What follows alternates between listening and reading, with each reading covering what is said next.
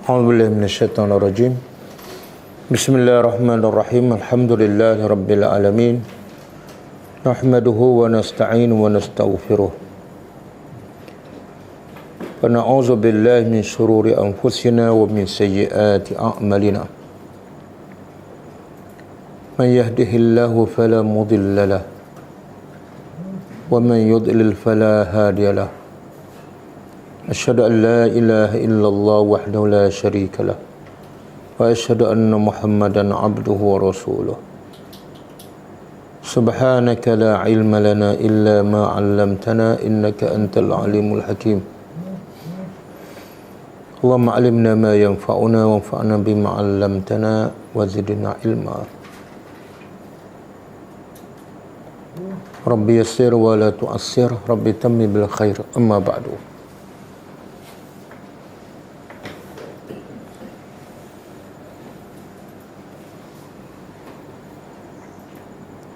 InsyaAllah kita sambung tadabbur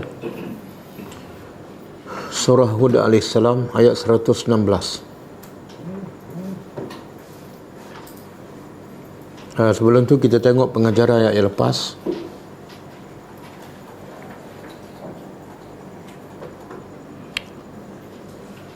Ayat berapa? 113.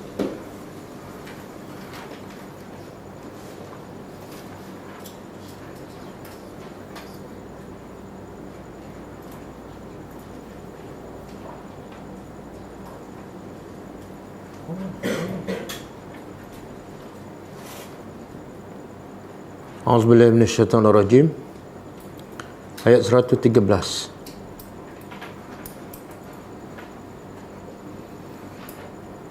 Wala tarkanu ila allazina zalamu fatamassakumun nar wama lakum min dunillahi min awliya'a thumma la tunsarun.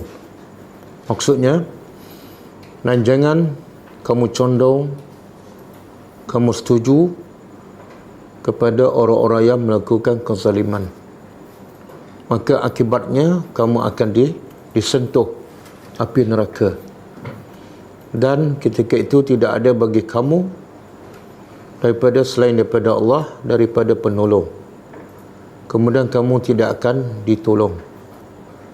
Pengajarannya, pertama,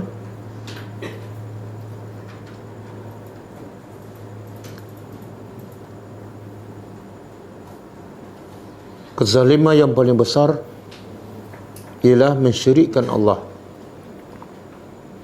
Kezaliman yang paling besar ialah mensyirikkan Allah.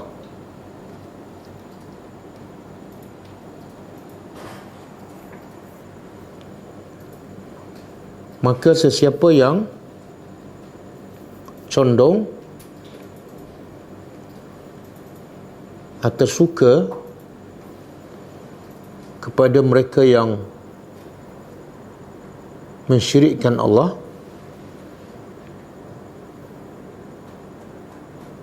maka dia juga termasuk orang yang zalim.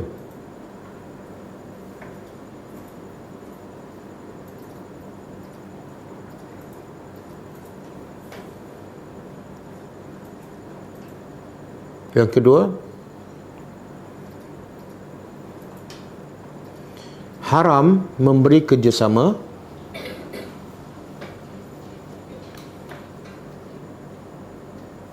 kepada perbuatan yang membawa kepada syirik ataupun dosa kepada Allah.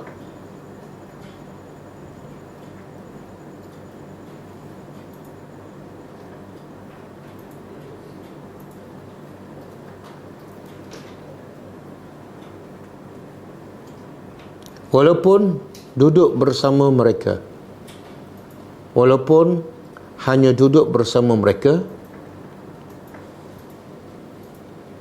kecuali dengan tujuan untuk berdakwah.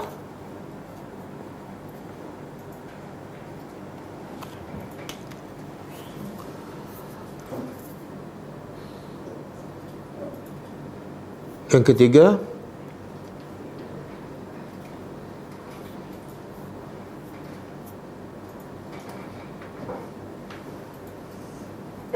Sesiapa yang melakukan kezaliman atau condong kepadanya,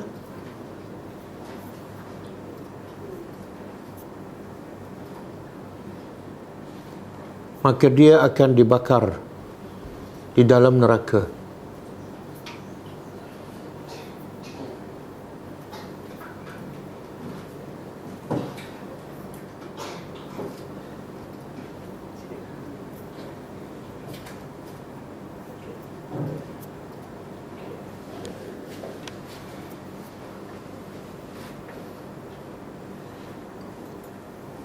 Yang keempat,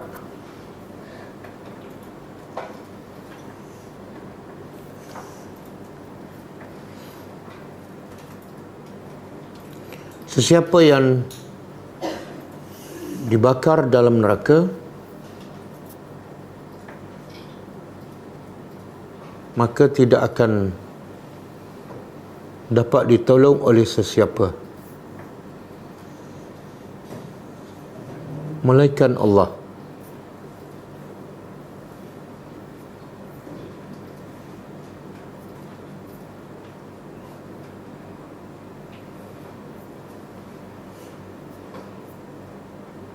Yang kelima, hanya kembali kepada Allah dan mentaatinya sahaja akan menyelamatkan orang-orang yang zalim dan condong kepadanya daripada azab Allah.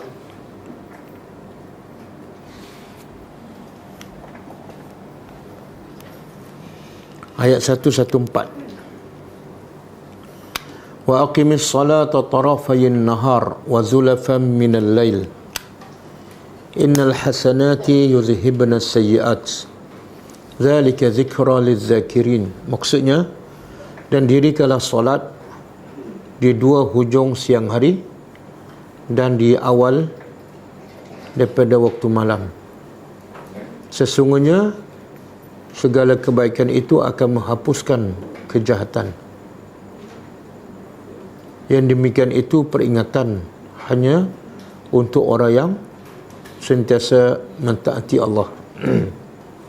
Pengajarannya,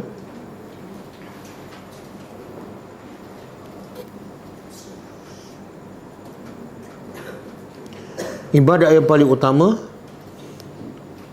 bagi orang yang beriman kepada Allah dan istiqamah ialah solat 5 waktu.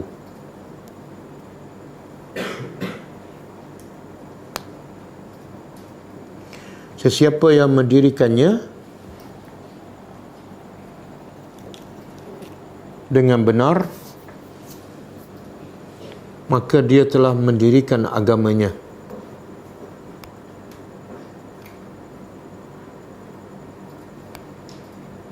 Dan sesiapa yang tidak mendirikannya, dia telah meruntuhkan agamanya.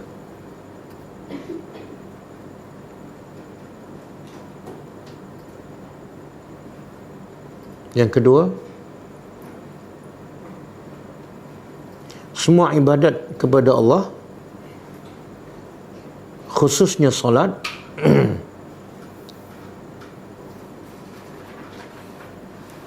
adalah penghapus kepada segala dosa-dosa kecil.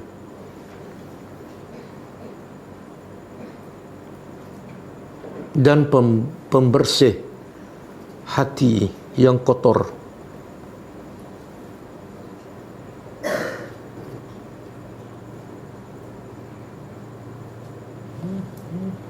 Yang ketiga,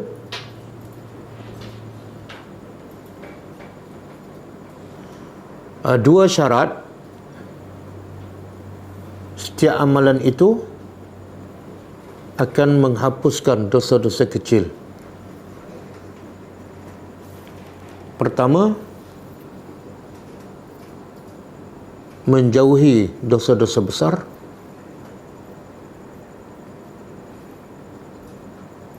Kedua, ibadat yang dilakukan mestilah ikhlas dan selari dengan sunnah Nabi sallallahu alaihi wasallam.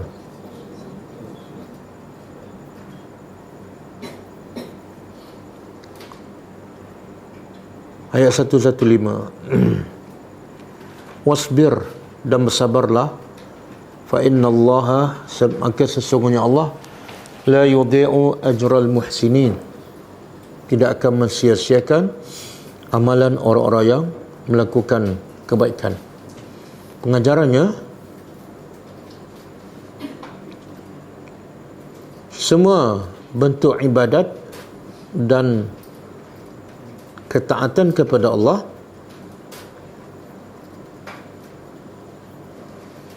tidak mungkin dapat dilakukan dengan sempurna kecuali dengan kesabaran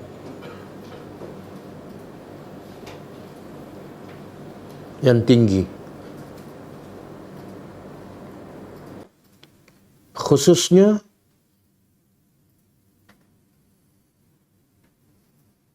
untuk istiqamah dalam beramal.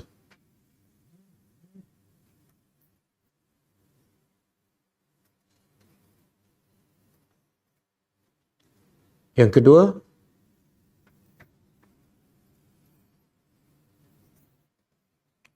antara ciri-ciri amalan yang diterima oleh Allah ialah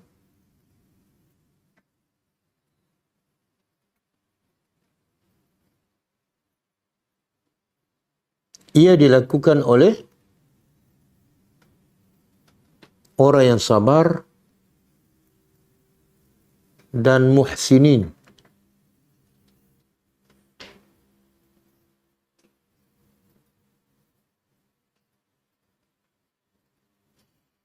Muhsinin kita dah huraikan. Ingat lagi ya? Apa dia? Buat baik macam mana? Ha? Macam nampak Allah? Ada ajaran sesat dia kata bukan macam nampak betul. Kalau buat baik, Mada Teresa buat baik. Jadi definisi tepat kepada muhsinin.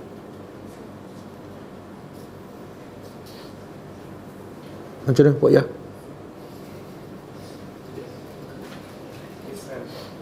Ha? Ihsan. Ihsan orang tak jelas. Sebab ihsan ni, duit ihsan pun ada. Ha. Ha. Apa dia? Muhsinin, dia mesti ada dua unsur. Satu, ihsan kepada Allah. Beriman, beribadat seolah dia nampak Allah. Ini orang kafir tak ada ni. Ihsan kepada Allah. Yang kedua, ihsan kepada manusia. Dan kemuncak kepada ihsan kepada manusia ialah buat baik pada yang buat jahat. Itu muhsinin. Sebab itulah apa poin terakhir tadi, syarat amalan antara ciri-ciri amalan diterima, satu, sabar. Kalau jenis tak sabar ni, Allah tak terima amalan dia. Sebab tu Allah kata ciri-ciri ahli syurga ialah kaziminal ghaiza, yang dapat tahan marah. Ciri-ciri ahli syurga. Dan yang kedua tadi, antara ciri-ciri amalan diterima mesti ada sifat ihsan, buat baik pada orang. Kadang-kadang orang ihsan dengan Allah okey, tapi ihsan dengan manusia tak okey.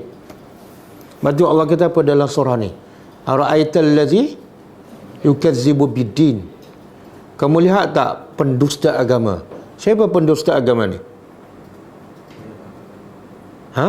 Wazalika yadu'ul yatim. Ihsan kepada orang. Dia tak ihsan pada anak yatim. Wala yahuddu ala ta'amil miskin. Allah kata pendusta agama. Dia solat tak? Solat. Bahkan Allah kata fawailun. Solat tapi wailun.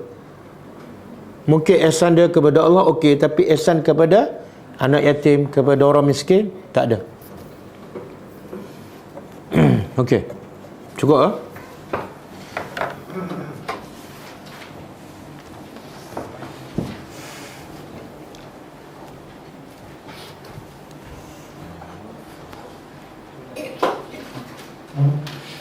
Okey, setelah Allah sebut dalam ayat-ayat yang lepas, dia intipati surah Hud ni apa dia? Yang kita dah belajar daripada ayat pertama sampai ayat 115. Kisah-kisah para Nabi kan. Tujuannya untuk menguatkan, tasbit, meneguhkan hati Nabi yang sedang menghadapi tentangan, celaan orang musyrikin. Yang kedua, supaya manusia berfikir. Bila dengar kisah para Nabi, mereka berfikir bahawa yang menimpa dia tu adalah kecil. Jadi janganlah terlebih sudu daripada kuah.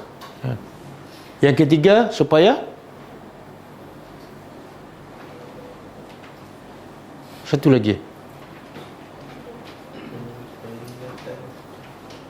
supaya mengambil ibrah. Okey, jadi ayat sebelum ni setelah Allah cerita kisah-kisah umat dahulu, bagaimana mereka kufur dan tolak dakwah para Nabi, sunnatullah Allah binasakan. Kemudian Allah cerita tentang manusia di akhirat. Balasan itu kat dunia, balasan di akhirat pula ada yang sa'idun, bahagia, ada yang syaqiyun, celaka. Yang celaka tak beriman masuk neraka, yang bahagia beriman masuk syurga. Kemudian Allah beritahu ciri-ciri orang yang berjaya. Siapa ingat sebelum ayat ni? Ni kita dah nak habis ni surah Taha. Dah ada hampir-hampir penghujung. Semua ayat 1, 2, 3. Kan? Lepas tu Allah beritahu ciri-ciri orang beriman yang berjaya. Apa dia? Istiqamah. Satu. Yang kedua?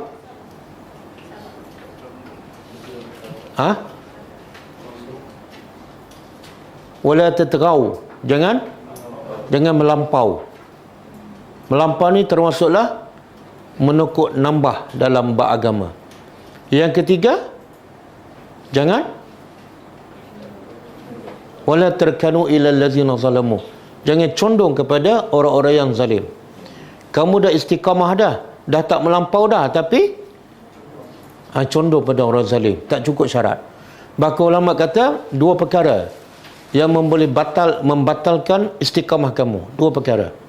Satu, kamu melampau, mengada-ngada dalam agama. Yang kedua, kamu condong pada orang yang zalim, terbatal istiqamah.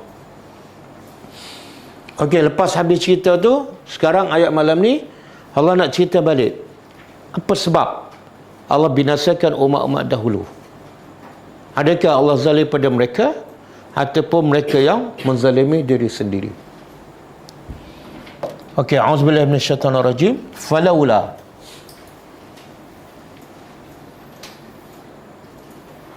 Dia laula ni dia panggil, kalau dalam bahasa Arab dia panggil harfu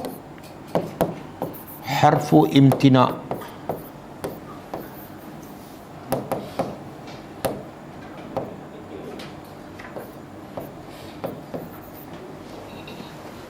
Okey, putih. Okey. Saya tak tahu tiba-tiba keluar putih. Harfu imtina' ni apa dia? Huruf penghalang. Contoh. Laula qudumuka la zahabtu.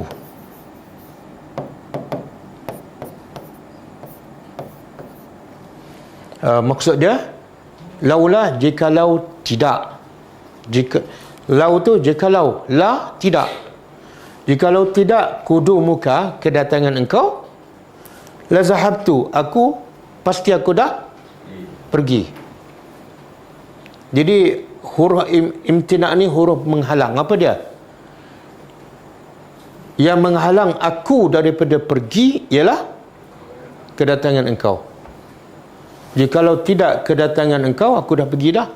Tapi sebab engkau datang, aku tak pergi. Jadi yang menghalang aku pergi ialah qudum, kedatangan engkau. Itu dia panggil laula harfu imtina'. Tapi bila dia masuk pada isim, qudum isim. Sekarang dalam ayat kita nak belajar ni, kana, masuk pada kana. Kana isim ke fa'il? Isim ke fa'il? Fa'il ke huruf? Huruf ke isim? Kenapa masih tak clear? Isim ke fa'il? Dia ada kana, ada yakunu, ada kun. Kalau boleh ubah-ubah tu apa dia? Fa'il lah. Zahaba, yazhabu, izhab. Kana, yakunu, kun. Fa'il. Bila masuk kepada fa'il, laula masuk pada fa'il. Makna dia apa? Apa ni? Penyesalan. Seolah kalaulah ada benda ni, tak jadilah benda tu. Ayat tu lebih kepada menyesal. Okey, kita terjemah. Terjemah apa ni? Dia penyesalan satu, yang kedua mendorong. Dia terjemah apa? Dia terjemah maksud dia. Maka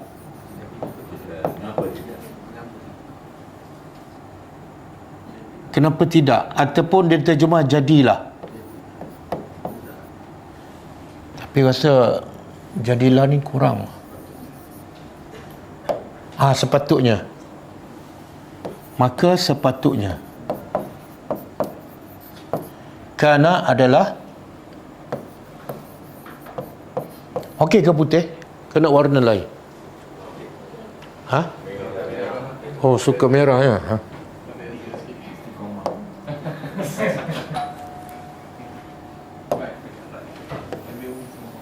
Biru-biru tak nak? Biru ke hijau?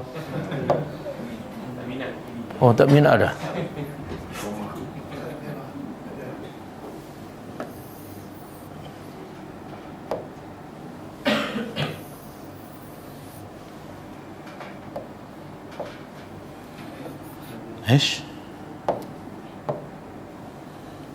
Maka sepatutnya. Mengapa tidak? Boleh juga.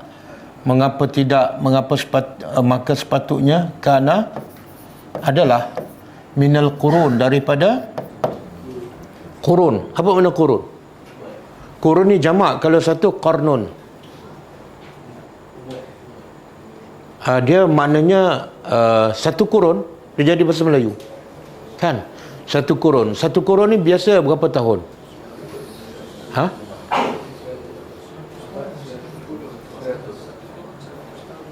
Ada pendapat 70 tahun, ada kata 80 tahun, ada kata 100. Tak mesti 100. Tak mesti 100. Nabi sebut dalam satu hadis, khairul quruni. Khairul quruni, sebaik-baik kurun. Maksud dia sebaik-baik generasi.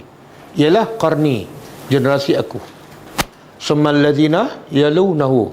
Kemudian generasi selepas itu. Kemudian selepas itu. Mana yang datang semakin jauh daripada zaman Nabi semakin kurang elok. Makna kalau kita nak jadi elok kena ikut yang mana? Yang terbaru ke yang awal? Yang awal. Mengapa tidak adalah daripada generasi-generasi ataupun umat-umat. Umat yang mana ni? Min qablikum, dari sebelum kamu. Kamu ni siapa? Kamu siapa? Orang musyrikin Mekah. Jadi kalau generasi umat sebelum orang musyrikin siapa? Umat-umat dahulu lah yang kita dah belajar. Kaum Nabi Nuh, kaum Nabi Lut, kaum Nabi Saleh, kaum Nabi Hud. Maka sepatutnya generasi-generasi yang telah kami binasakan sebelum kamu, ulu baqiyah. Ulu apa dah ulu? Kita biasa dengar ulu apa? Ulu Kelantan, ulu Kelang kan? Jadi ulu ni apa makna dia? Zu, sama dengan zu ataupun zawu, mempunyai. Jadi kalau ulul albab, perkataan yang sama, ulul albab, apa makna? Mempunyai. Orang-orang yang mempunyai apa? Albab. Albab ni jamak kepada lubbun. Lubbun makna dia ialah aklun, akal. Jadi kalau ulul albab, orang-orang yang mempunyai akal. Sebab tu Allah bezakan orang beriman dengan orang tak beriman. Apa dia? Orang beriman ada akal. Orang tak beriman, walaupun dia manusia, tapi Allah kata macam binatang ternak. Bahkan lebih teruk. Ada akal tapi lebih teruk daripada binatang. Okey. Jikalau tidak, ataupun maka sepatutnya ada di kalangan generasi-generasi dahulu yang kami telah binasakan, ada apa? Orang-orang yang mempunyai.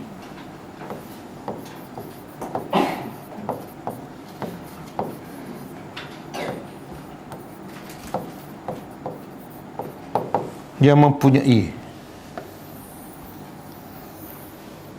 apa?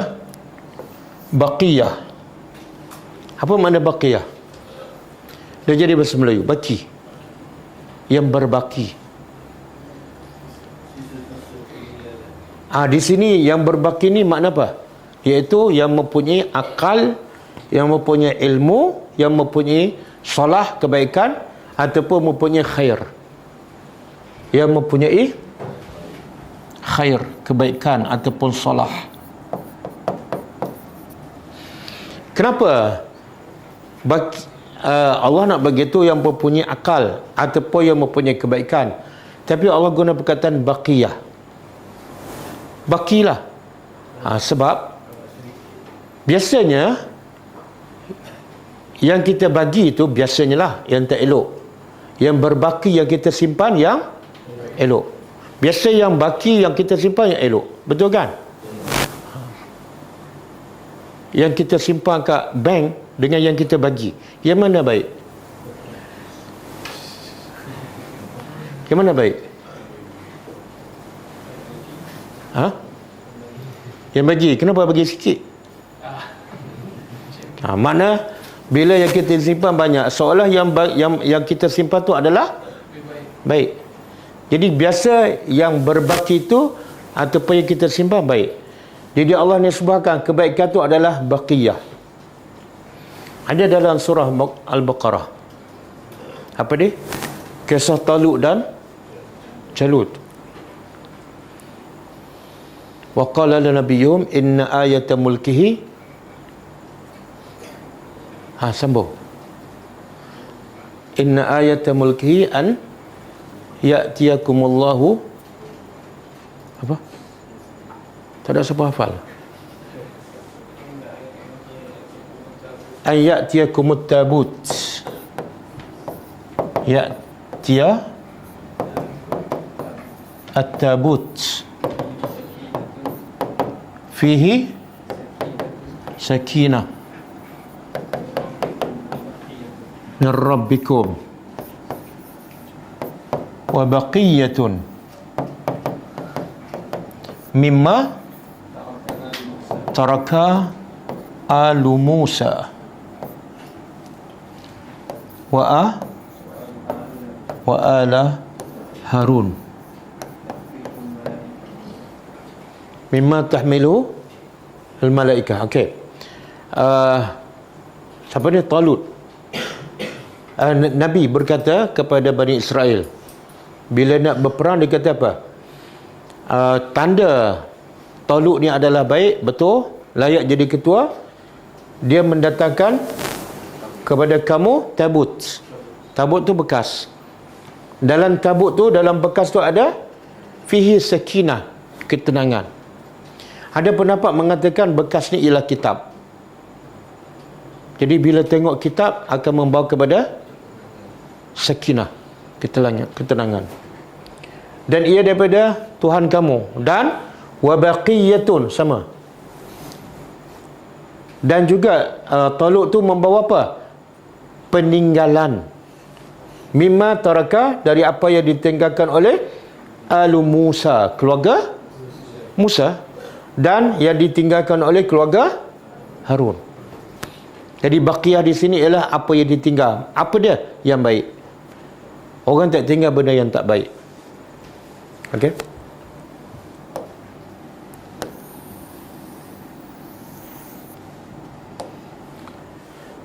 Okey. Yanhauna, apa kerja ni?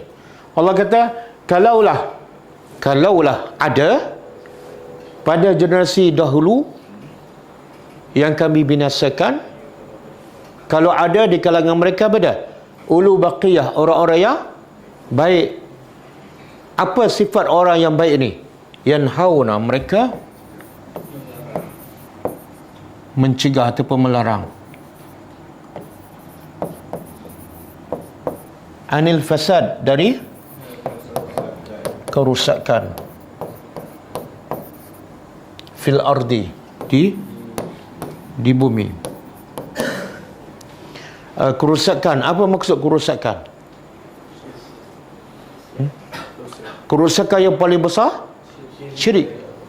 Dan selain pada itu dosa-dosa besar, rasuah, riba, bunuh, kan?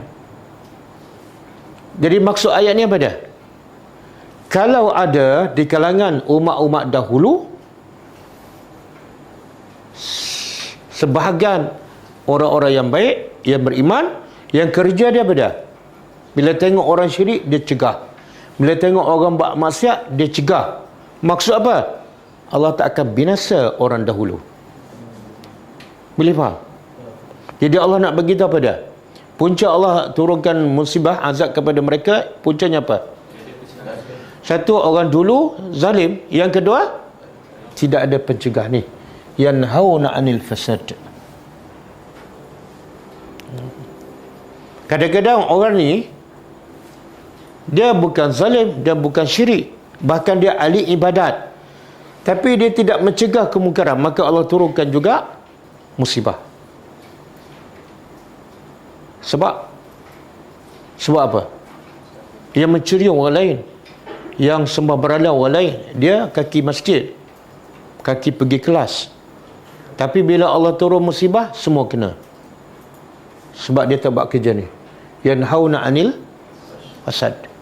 Jadi Allah nak bagi tahu antara sebab utama musibah menimpa, azab menimpa umat dahulu, sebab apa? Tidak ada pencegahan.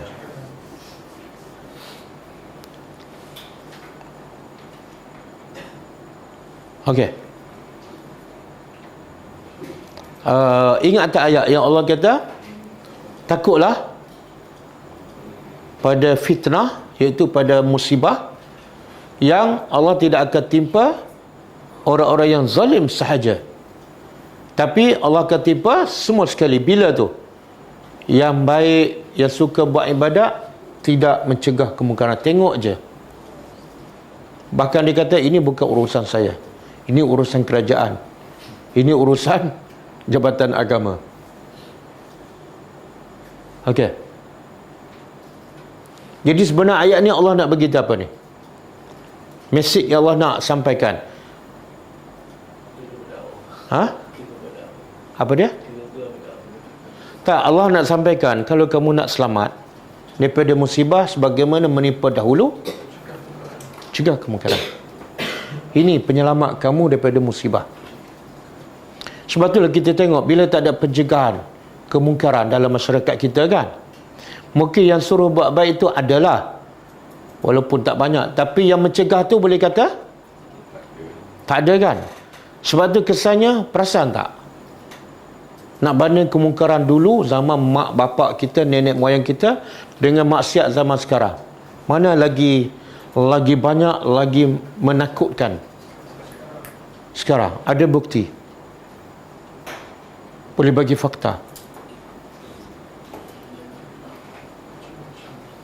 Macam-macam tu bagilah. Bagi satu macam je. Apa dia?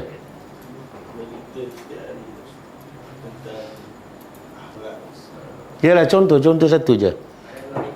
Kadang-kadang kita kata macam-macam. Kita tak dapat bayangkan betapa teruknya. Tapi kalau kita spesifikkan, teruknya. Hari ni ada kes kan? Hari ni kes malam. Seorang wanita umur 33 tahun didakwa di mahkamah kan?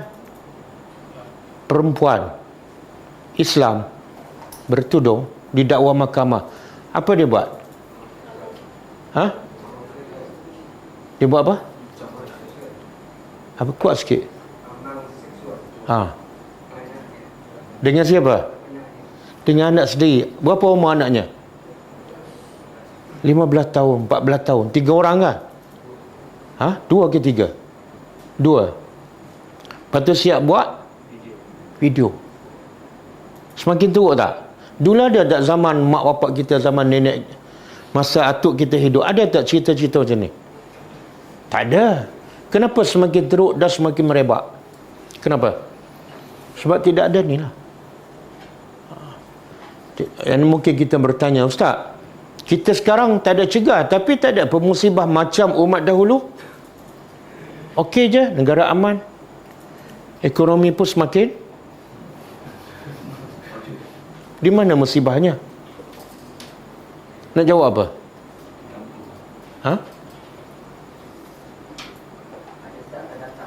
Apa dia? Akan datang.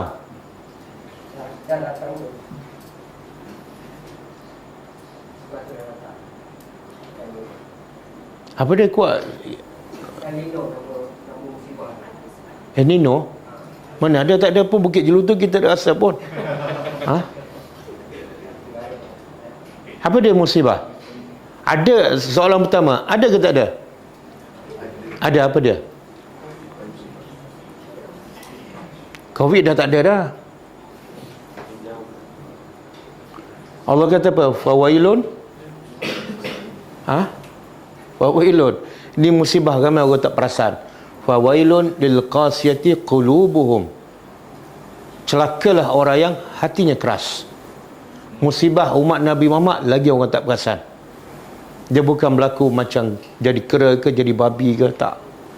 Hati keras. Sehingga Allah kata wailun, celaka. Siapa ni? Orang yang hatinya keras. Min zikrillah. Sebab tu ada seorang pemuda jumpa pada Syekh. Dia kata, Syekh, saya buat maksiat tapi tak ada musibah pun. Syekh pun tanya, kamu baca Quran? Baca? Pernah tak menangis? Tak. Itulah musibah. Kamu solat tak? Solat juga. Tapi rasa tak lazat solat? Tak. Itulah musibah. Kan? Fawailun lil musalli. Jadi musibah yang menimpa umat Nabi Muhammad lagi menakutkan sebab susah nak sedar. Okey. Jadi kalaulah ada satu ulu baqiyah yang kejadian mencegah kemungkaran, kami tak akan turun musibah pada umat dahulu. Illa kecuali qalilan, sedikit. Mimman. Min apa dia? Ni dua perkataan. Min satu, man satu. Min dari man, orang ataupun siapa. Orang yang anjayna, kami telah selamatkan. Minhum, dari kalangan mereka. Maksud apa ni? Umat dahulu di kalangan mereka tidak ada yang mencegah, maka kami turunkan azab dan kena yang buat zalim, yang tidak mencegah. Tapi ada segelintir yang kami selamatkan. Siapa? Para nabi dan pengikut yang beriman. Yang tu selamat. Macam Nabi Nuh kan? Berapa orang yang selamat? Ada kata 14, ada kata 70 orang. kaum Nabi Lut, berapa orang selamat? Tak ramai kan? Nabi Lut, isteri dia tak selamat, walaupun duduk satu rumah kan. Jadi yang betul-betul selamat bukan setakat yang beriman, tapi yang buat kerja dakwah. Okey, cuba buka surah Ali Imran ayat 104 dan 105.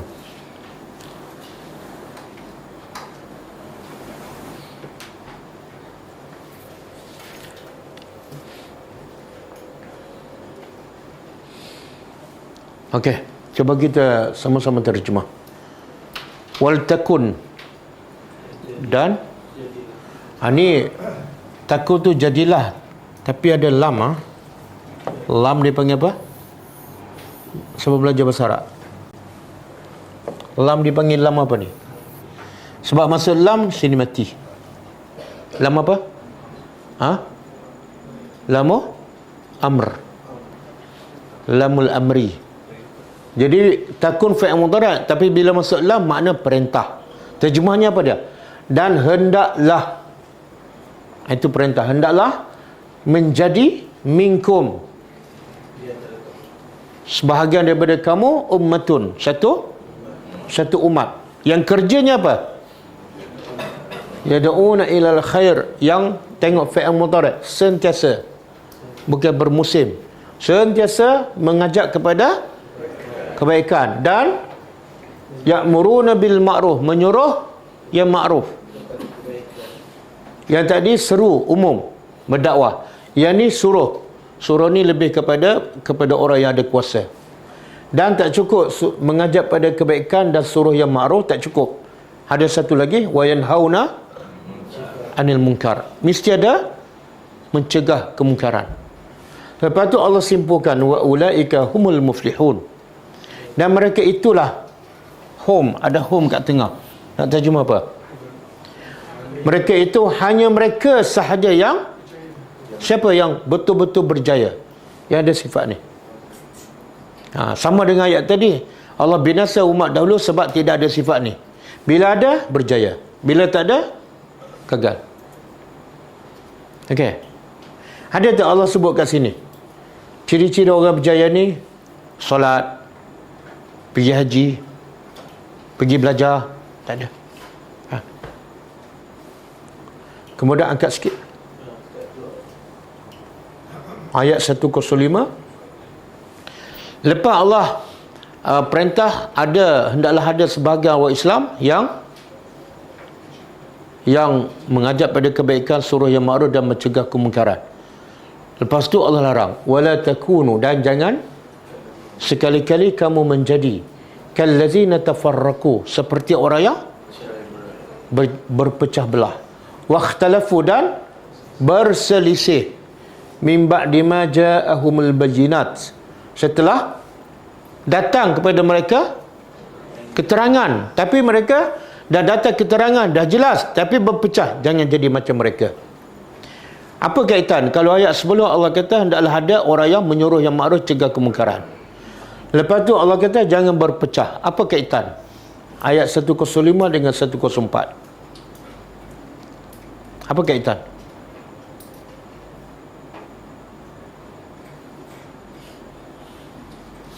Cuba fikir.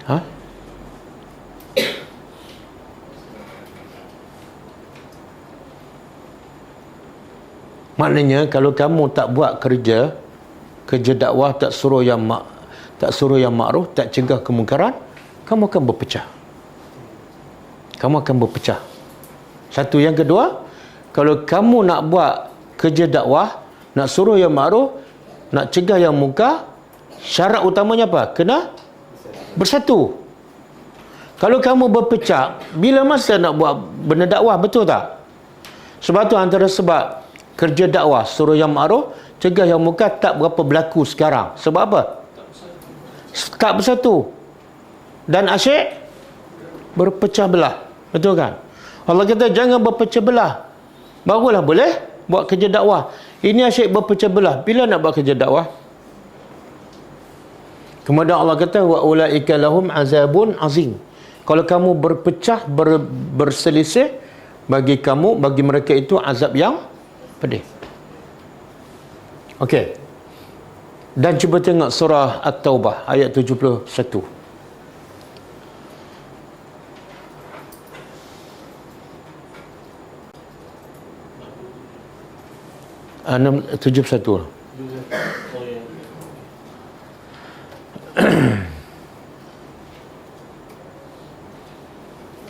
Okey. Cuba kita terjemah dan tadabbur. Wal mu'minuna. Mungkin orang tanya, ustaz, yang wajib suruh yang ma'ruf dan cegah mungkarin lelaki sahaja ke? Ayat ni menjawab. Wal mu'minu, dan orang-orang beriman lelaki. Wal mu'minat, orang wanita-wanita yang beriman. Ba'duhum awliya'u ba', sebahagian mereka pelindung. Makna apa tu? Sebahagian orang beriman dengan yang lain mesti bersatu, bahkan saling lindung melindungi, bukan saling berpecah dan kutuk mengutuk. Itu bukan sifat orang beriman. Innamal mu'minuna ikhwatun. Okey, kemudian Allah sebut sifat utama orang beriman. Solat ke, puasa ke, haji ke, umrah ke, belajar ke, apa dia? Ya'muruna bil ma'ruf. Sifat utama orang beriman, yang pertama Allah sebut sentiasa menyuruh yang ma'ruf, dan wa yanhauna 'anil munkar, dan sentiasa mencegah kemungkaran. Lepas tu Allah sebut apa? Wa yuqimunas solah, mendirikan. Jadi yang mana dulu Allah sebut?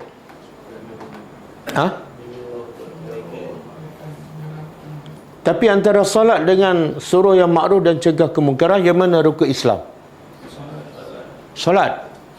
Jadi solat dengan suruh yang ma'ruf dan cegah mungkar, yang mana lebih penting? Solat. Kenapa solat? Kalau solat lebih penting, kenapa disebut kemudian? Itu tadabbur tu. Kita berfikir, kenapa solat sebut nombor 2? Kan solat tu tiang agama. Soalan pertama ditanya, solat, kan? Solat adalah asas. Kenapa disebut nombor 2?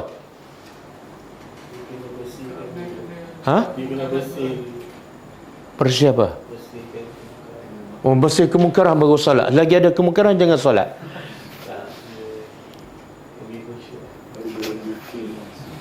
Bagi khusyuk. Jawapan tak salah, tapi tak betul lah. Cuba fikir apa jawapannya. Itu tadabbur. Tidak ada satu perkataan yang Allah guna melainkan ada maksud tersendiri, dan tidak ada susunan ayat melainkan ada maksudnya. Kenapa Allah sebut solat kemudian? Apa dia? Orang yang solat mesti amar ma'ruf nahi munkar. Kenapa sebut solat nombor 2? Soalan dia, kenapa sebut solat nombor 2? Apa dia, Haji Masri? Kena ada yang suruh solat dulu, ada yang solat. Oh, ayat lain. Suruh amar ma'ruf dulu. Amar ma'ruf dulu baru solat. Bukan orang solat, kalau ada orang yang solat. Siapa yang tak solat suruh solat lah. Solat ni ada 5 waktu je, tapi suruh yang ma'ruf dan cegah kemungkaran 5 waktu ke sepanjang waktu. Itu mungkin salah satu poin. Jadi Allah sebut sebenar antara 5 waktu yang mungkin masa 40 minit je, dengan kerja dakwah ni 24 jam, yang mana lebih utama? Kerja dakwah. Bahkan salah satu kerja dakwah supaya orang mendirikan solat. Dan satu lagi jawapan yang paling tepat. Apa tujuan solat? Inna salata, sesungguhnya tujuan solat untuk mencegah. Jadi sebelum Allah sebut solat, Allah sebut tujuan kamu solat. Aku nak bagi tahu. Sebelum kamu solat, apa tujuan solat? Supaya kamu buat kerja ni. Makna kalau kamu tak jelas tujuan, kamu solat 50 tahun, kamu tak akan cegah kemungkaran walaupun dalam rumah kamu. Tapi kalau daripada awal kita tahu, aku solat nak cegah kemungkaran, kita akan buat. Sebab tu Luqman, apa Luqman suruh anak dia? Ya bunayya aqimis salah. Lepas tu apa Luqman suruh? Wa'mur bil ma'ruf. Lepas kamu salat, terus suruh orang buat ma'ruf. Wanha 'anil munkar. Lepas tu cegah orang, terus Luqman suruh. Sebab tujuan salat untuk ni. Kan? Ada satu hadis walaupun dhaif tapi maksud dia betul. Apa dia? Sesiapa yang solat tapi tidak mencegah kemungkaran, maka dia tidak mendekatkan kepada Allah, melainkan semakin jauh. Semakin dia solat, semakin jauh daripada Allah. Bila tu? Solat buat mungkar, solat tak cegah mungkar, dia sebenarnya semakin jauh daripada Allah. Okey. Lepas tu baru Allah kata wa yu'tuna az-zakat wa yuti'una Allah, dan taat pada Allah dan Rasul. Ulaika, mereka ni lah barulah sayarhamuhumullah, Allah kan subhanallah. Ramai minta rahmat Allah, tapi Allah kata siapa yang Allah akan rahmat ni? Siapa? Yang buat amar ma'ruf nahi munkar. Bukan solat saja. Kamu solat 50 tahun tapi tak buat amar ma'ruf nahi munkar, Allah tak akan rahmat. Okey.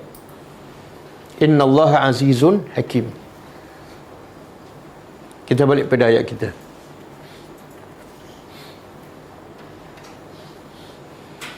Okey, kemudian wattaba'a, orang-orang dahulu, dan taba'a apa dia? Telah ikut allazina zalamu, orang-orang yang zalim. Zalim di sini maksudnya ialah syirik. Orang-orang yang zalim telah ikut ma utrifu. Utrifu daripada at-taraf. At-tarafu. At-tarafu makna dia an-ni'matu, nikmat. Was-sa'ah, dan sa'ah ni keluasan rezeki. Apa maksud ayat ni? Orang-orang yang zalim, yang syirik pada Allah, telah ikut apa? Apa yang mereka diberi nikmat. Subhanallah. Tengok tadabbur. Allah nak bagi tu banyak orang yang zalim, yang syirik, puncanya apa? Ni. Bila Allah bagi dia kaya, bila Allah bagi dia mewah, kebiasaannya membawanya kepada zalim.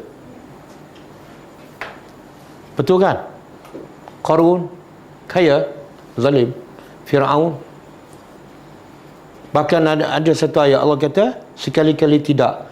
Sesungguhnya manusia pasti akan melampau bila dia melihat dirinya serba cukup. Ayat apa tu?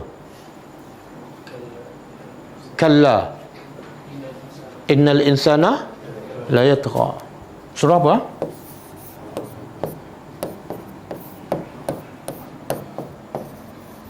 Kalla innal insana la yatgha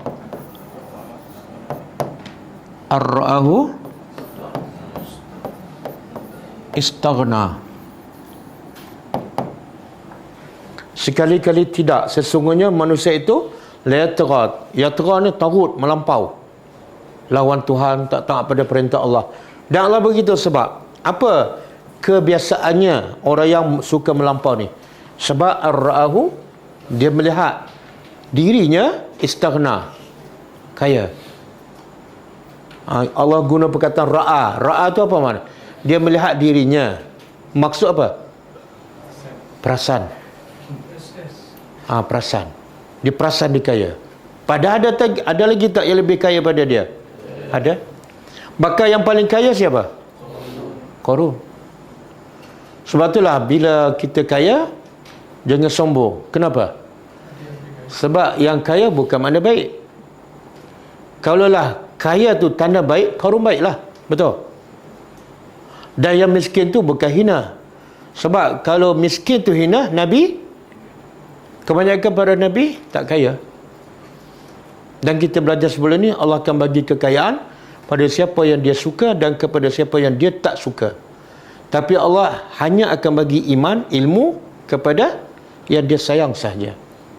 May yuridillahu bi khairan yufaqihu fid din. Okey, tengok Allah kata orang-orang yang zalim telah ikut apa dia? Ma utrifu, apa yang mereka dimewahkan. Allah guna bahasa mereka dikayakan, dimewahkan. Fihi, padanya.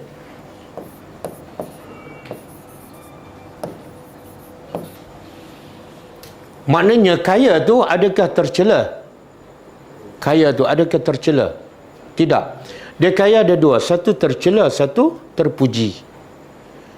Kalau kekayaan dia membawa kepada zalim, syirik, buat maksiat, sombong, tercela. Tapi kalau kekayaan dia membawa kepada dia semakin merendah diri, dia infakkan hartanya fisabilillah, terpuji. Okey, wakanu, dan adalah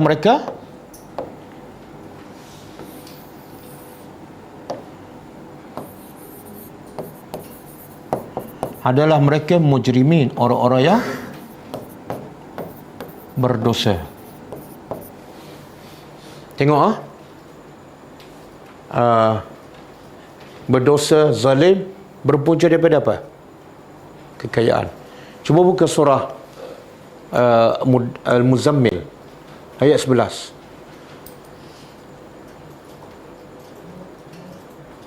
11 dan 12.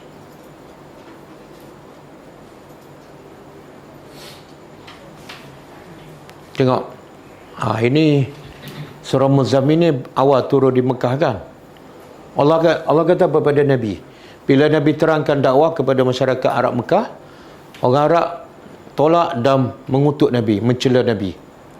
Maka Allah nak puja hati Nabi. Allah kata apa? Wazarni. Biarkan mereka. Biarkan siapa?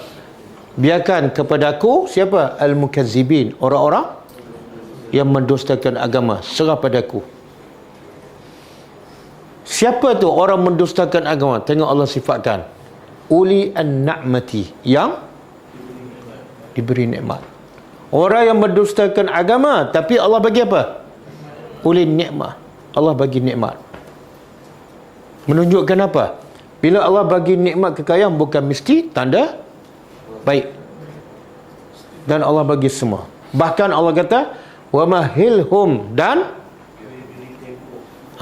biarkan, tangguhkan mereka qalilah. Kalau kamu nak cepat mereka diazab, sabar. Okey. Satu lagi surah Mudassir. Ini ancaman. Inna ladaina ankalan wa jahima. Serah pada aku. Siapa ni? Orang mendustakan agama, tapi aku bagi juga kekayaan. Kenapa biarkan pada aku? Sebab di sisi aku ada angkalan, belenggu, azab dan belenggu.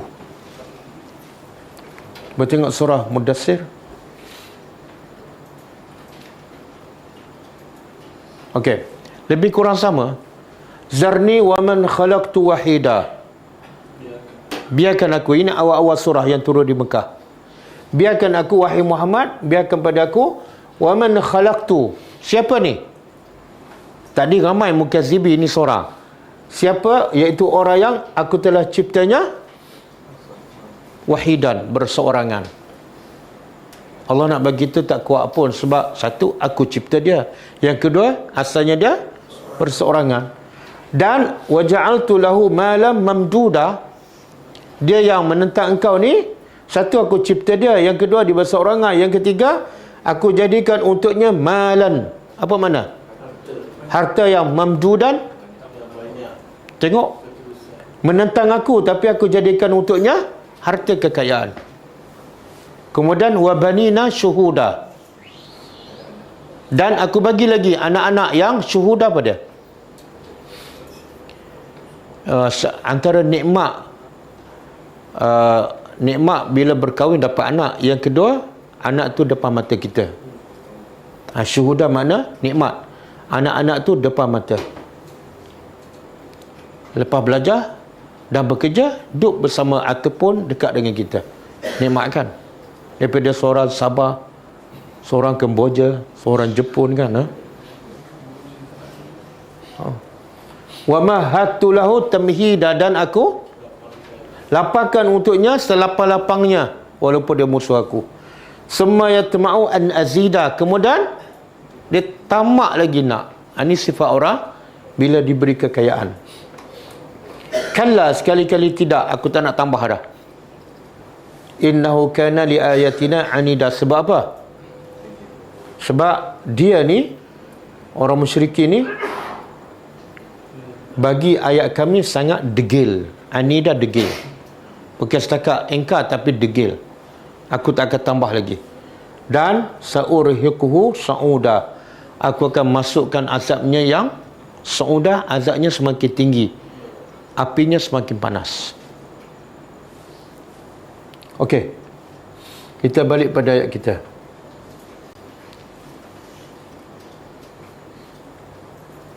Ayat seterusnya. Wa ma kana rabbuka,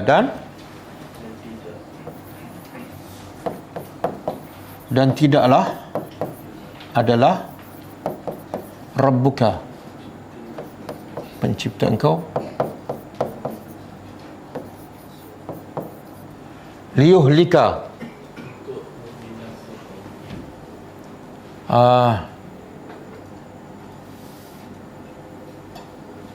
membinasakan, al-qura. Qura apa dia? Qura ni negeri-negeri, tapi di sini maksud binasa penduduk. Membinasakan penduduk-penduduk negeri.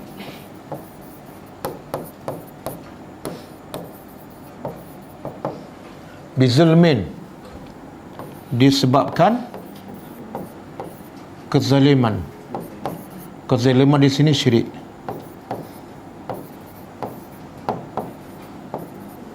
Wa ahluha, wa ni wa hal, sedangkan ahluha apa dia? Penduduknya muslihun. Dia ada satu salih, satu lagi muslih. Apa beza?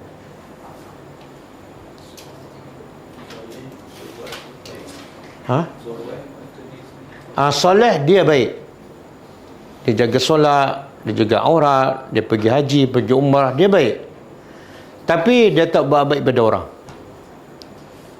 Kalau muslih, dia baik dan dia membawa kebaikan pada orang, termasuklah dia suruh yang ma'ruf dan mencegah kemungkaran. Jadi maksud ayat ni apa dah? Allah sekali-kali tidak akan binasakan penduduk mana-mana negeri, sedangkan penduduknya ada yang muslihun. Orang yang bukan orang baik, bukan setakat orang baik, orang yang berbuat baik.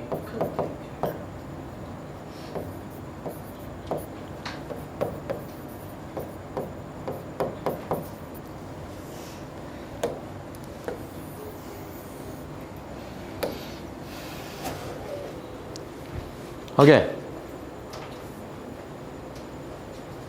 Sebenarnya ayat ni menegaskan lagi ayat lepas. Jadi Allah nak beritahu antara punca mana-mana penduduk negeri dibinasakan oleh Allah sebab apa? Tidak ada muslihun. Dan kalau nak selamat daripada azab Allah, penduduk negeri itu kena ada sifat. Ada dua maksud lah. Pertama, yang zalim tu iaitu syirik. Kalau dia syirik tapi dia tak ambil hak orang, dia muslih, dia bagi hak rakyat, dia tak rompak duit orang, dia tak ambil rasuah, dia tak ambil riba, dia syirik pada Allah, Allah tak turunkan azab walaupun kafir. Sebab apa? Ada nilai-nilai islah. Itu pendapat pertama. Pendapat kedua, penduduk negeri itu syirik, tapi ada orang Islam yang bersifat muslihun, Allah tak turunkan azab. Okey. Jadi kita ni ada orang kafir, ada orang syirik, Allah turun tak azab? Tak. Sebab apa? Ha? Tak, doa Nabi itu sebenarnya, doa Nabi maksud apa dia? Tak turun azab seperti umat dahulu yang jadi kera diputar oleh angin 7 hari kan. Itu maksud doa Nabi itu. Tapi azab lain dah tak ada. Macam tadilah hati keras, COVID-19. Okey. Jadi ada tak azab yang Allah turun? Wallahu alam. Mungkin ada. Kalau ada, sebab apa? Tidak ada muslihun. Wallahu alam. Ayat last. Walau syaa Allah, walau syaa rabbuka, dan jikalau syaa pencipta engkau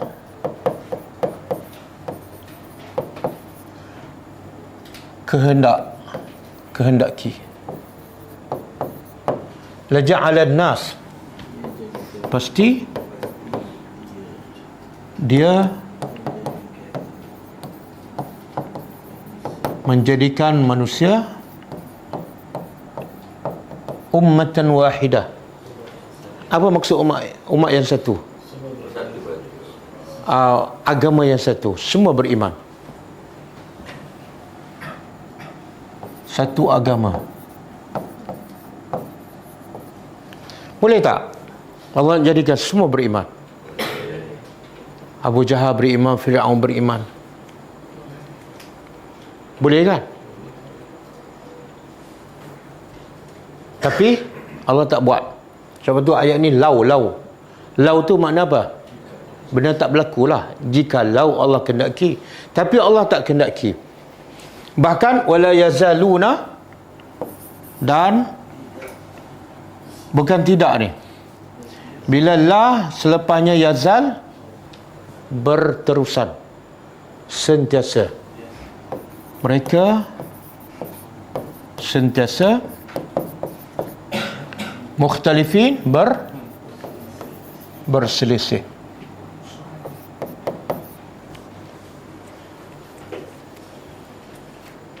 Sekarang ni berselisih ni, Allah nak cela ke Allah nak puji? Cela. Jadi berselisih ataupun ikhtilaf ataupun khilaf, boleh ke tak boleh?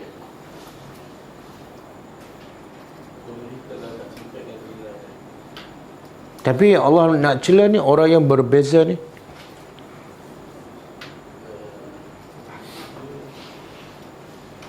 Dia ulama jelaskan macam ni. Ada ikhtilaf, perbezaan yang terpuji, dan ada perbezaan perselisihan yang tercela.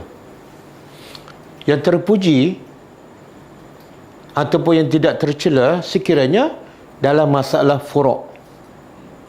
Dalam masalah furu'. Dan ada dalil. Contoh. Ada satu hadis Nabi beritahu sahabat, la yusalliyanna ahadukum illa fi Bani Quraizah. Bila Nabi utuskan kumpulan untuk pergi serang Bani Quraizah, Nabi pesan, jangan seorang kamu pun solat asar kecuali di Bani Quraizah. Jadi sahabat berbeza pendapat. Dalil ada, dalil satu je, tapi cara sahabat faham berbeza. Itu khilaf yang tidak tercela. Ada sebahagian sahabat dia faham apa? Ini Bani Quraizah kan? Bani Quraizah. Ini contohlah Madinah. Nabi kata jangan ada seorang pun solat asar kecuali di Bani Quraizah. Sahabat faham apa dia? Secara nas, secara zahir, iaitu Nabi suruh solat kat sana walaupun habis waktu. Sahabat lain faham apa dia? Kena segerakan solat. Jadi ada dua kumpulan. Satu kumpulan solat tengah jalan bila masuk waktu. Satu kumpulan solat di sana. Ada dalil tak? Dalil yang sama. Itu perbezaan ikhtilaf yang tidak tercela. Bila balik bagi kepada Nabi, Nabi tak salahkan mana-mana. Jadi khilaf yang tercela pada yang masalah usul dan sampai tahap itu tercela tu. Patut kita mengkafirkan orang kafir, tapi betulkah jadi mengkafirkan orang Islam. Patut kita menyesatkan orang sesat, tapi menyesatkan orang yang solat. Itu tercela. Cuba buka hadis tu.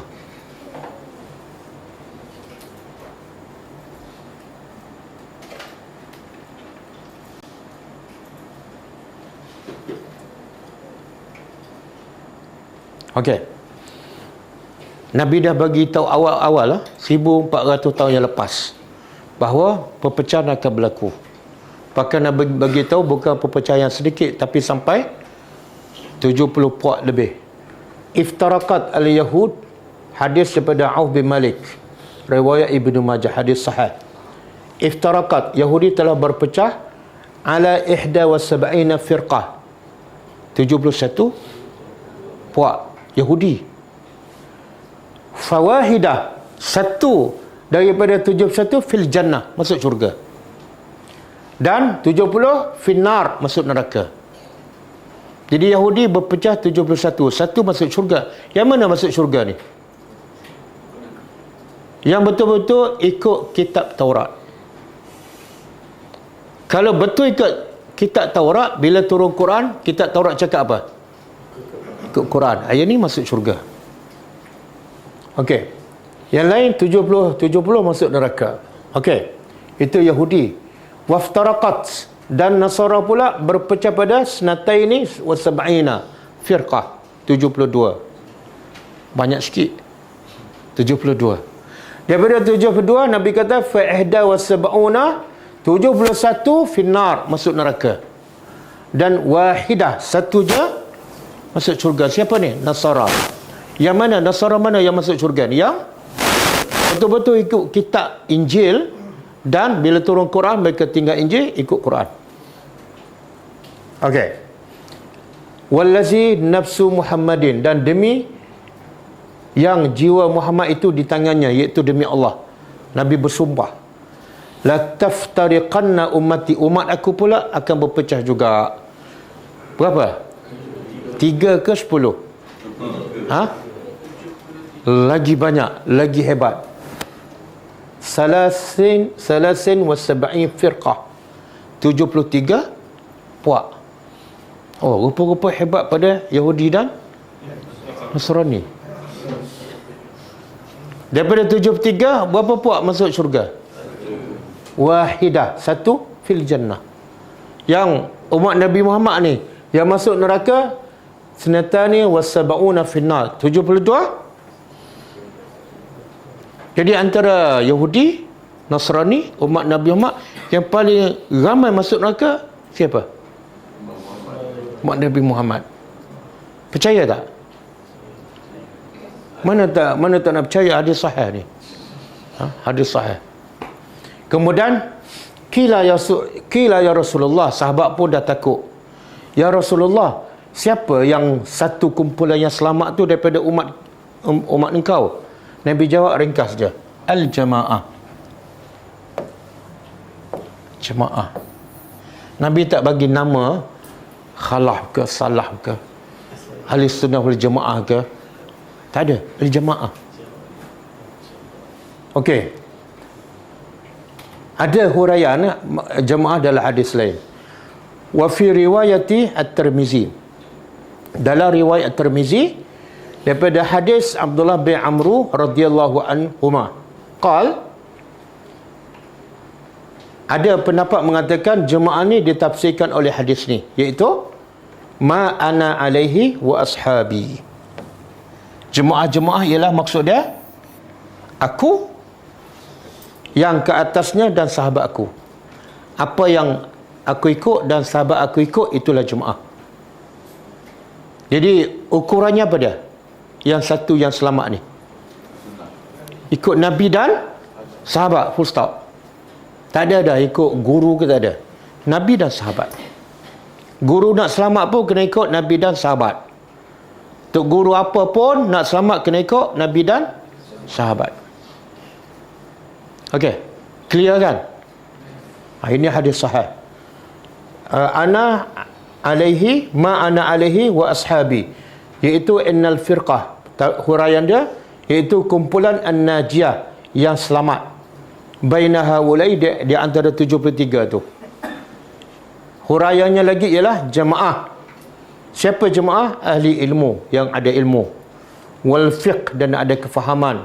Wal mujahidina fi sabilillah, yang berjihad pada jalan Allah. Wal amirina bil ma'ruf, yang suruh yang ma'ruf. Termasuk maksud jemaah. Sebab Nabi dan sahabat suruh tak yang ma'ruf, cegah tak yang munkar. Ya, kena sama. Itu makna jemaah. Wan nahina 'anil munkar, dan yang mencegah kemungkaran.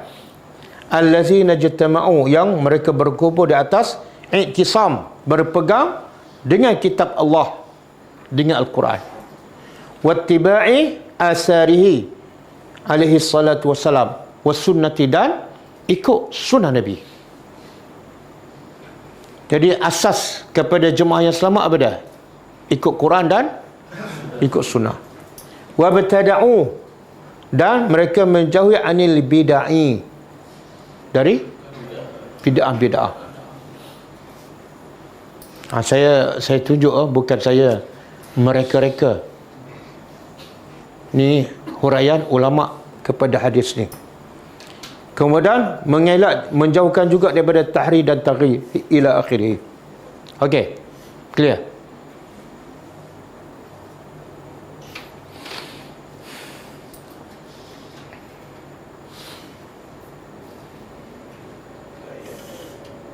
Ini untuk ayat seterusnya ni.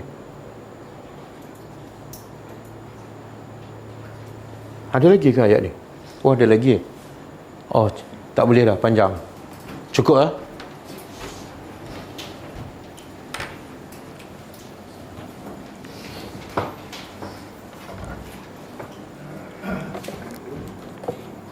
Ada soalan ke?